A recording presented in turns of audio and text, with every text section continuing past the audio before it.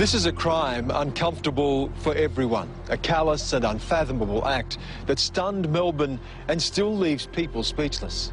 In 2009, a father was driving his 3 children to school across the Westgate Bridge when he pulled into the left lane and turned on his hazard lights. What happened next was a crime so inexplicable and public that Judge Paul Coghlan described it as an offence against the collective conscience. A hot summer day in Melbourne, and commuters on the Westgate Bridge are left stunned by a senseless act of violence. It was just too shocking, so the first instinct was not to believe it. At the centre of this appalling crime was one man, a father, and shockingly, the victim was his own daughter. When he asked Freeman what he'd done, he didn't answer, just got back into his car and drove off. You just don't know how anyone can murder anyone, but to do it to your own flesh and blood, it's just begs belief. Paramedics worked for an hour at the scene, trying to revive 4-year-old Darcy Freeman. That her father was involved, it automatically appalls you, and it's just beyond belief, really. I've been a policeman for 34 years, and that's as upset as I've been in terms of investigations that I've overseen. Faced with silence from the father, questions needed to be asked. Just how could somebody commit such an atrocity? They'd gone to 5 different psychologists to find out why this man had acted this way. You know, was he murdered bad? I'm Stan Grant. This is the chilling story of little Darcy Freeman on crimes that shook Australia.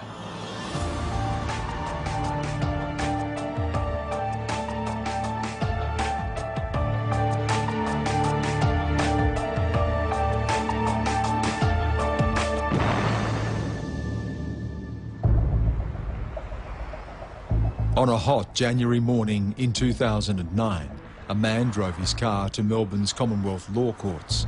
He carefully reverse parked, fed the meter, and then led his 2 young sons inside. He arrives at court, picks up his son and says, "Take my child." And they have no idea what's going on. Almost catatonic was the way that I would describe him. He wasn't at all responsive, clearly upset. And he's standing, looking out, and his boys are at his feet, and he's shaking, and he looks like he's sobbing, but you can't see his face. And all his staff are milling around him. And I cannot get that image out of my head. The man's name is Arthur Freeman, a 37-year-old tech worker from Melbourne. Hours before the confusing scenes at the law courts, Arthur was preparing to drive his sons to school on their first day back from the summer holidays. Also in the car, excited about her very first day at school, was his 4-year-old daughter, Darcy. It was Darcy's first day at school. That excitement, especially, in the middle of summer, a hot morning, and they were coming from a family holiday, so Darcy's dad was to drop her off for school that day, so there would have been that air of excitement. Darcy Freeman was 4 years old, described by family members as a determined and strong-willed young girl. She was especially close to her 2 brothers. Despite this, in 2009, Darcy's family was in a state of turmoil, with her parents Arthur and Peter divorced and locked in a bitter custody battle. The day before, Freeman had his access to his children reduced by a court. It appears that Darcy's father was quite angry about that outcome in terms of his access to his children and in terms of financial settlement. So he'd left the house and his dad had been, "You're really emotional, I'll drive with you." And he'd said no. He now has to live with not getting in that car for the rest of his life. With his 3 children in the back, Arthur Freeman made the 130-kilometre journey from his parents' holiday home in Aireys Inlet to Melbourne. The plan was to meet his ex-wife, Darcy's mum, at the school gates so she could hand over a school uniform ready for her first day. He'd driven from his parents' place down near Geelong. He'd stopped the car at the top of the Westgate Bridge.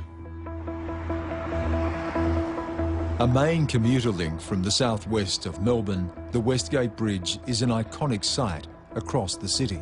It's got a real history, the Westgate Bridge. It collapsed back when it was being constructed. It's certainly an icon in Melbourne and takes a whole lot of traffic out to the west and from the west into the city every morning. So really high volume, and in the peak hour in the morning, most of that volume is coming from the west and travelling towards the city.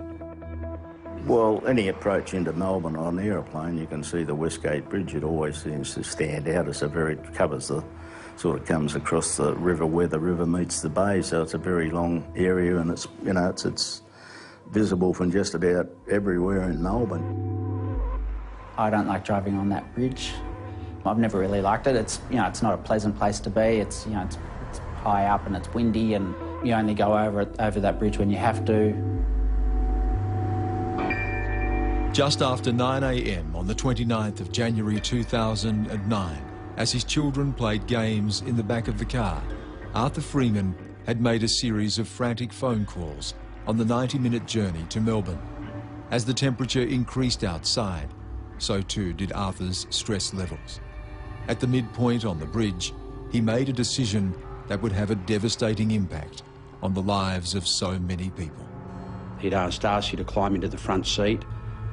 He then carried her to the rail and threw her over the bridge.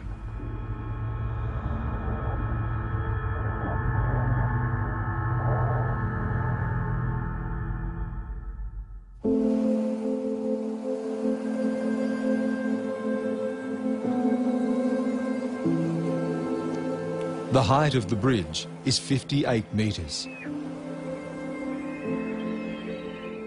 This inexplicable act, carried out just after 9 a.m. during the morning rush hour, was done in full view of commuters. Stunned witnesses called the police as many others struggled to comprehend what they had seen.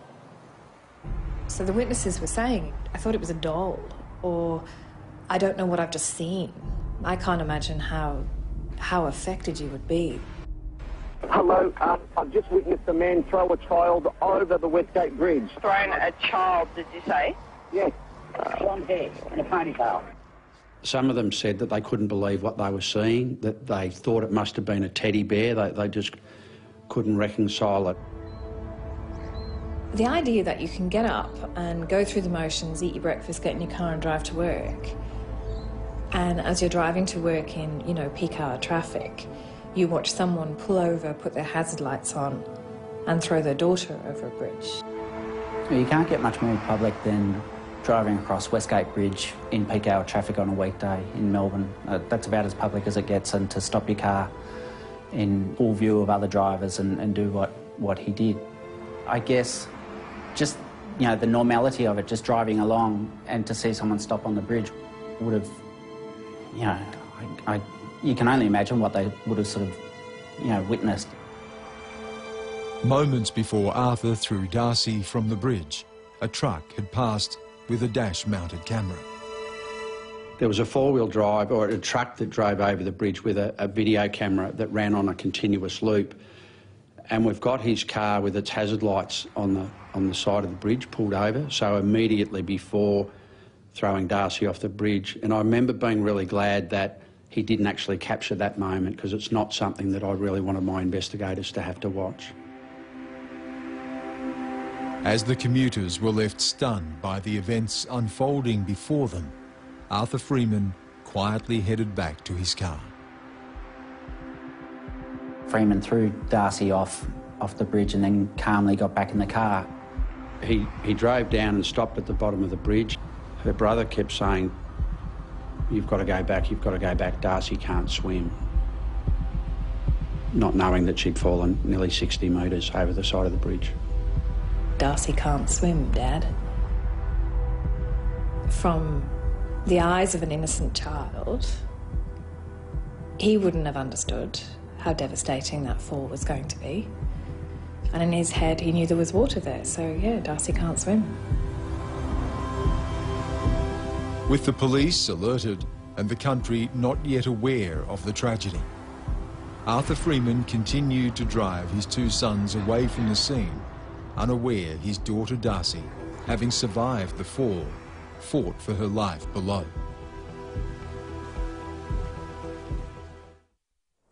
When police, ambulance and media first received calls to respond, they all thought there must have been a mistake. A man had thrown his young daughter off a bridge 58 metres into the water below.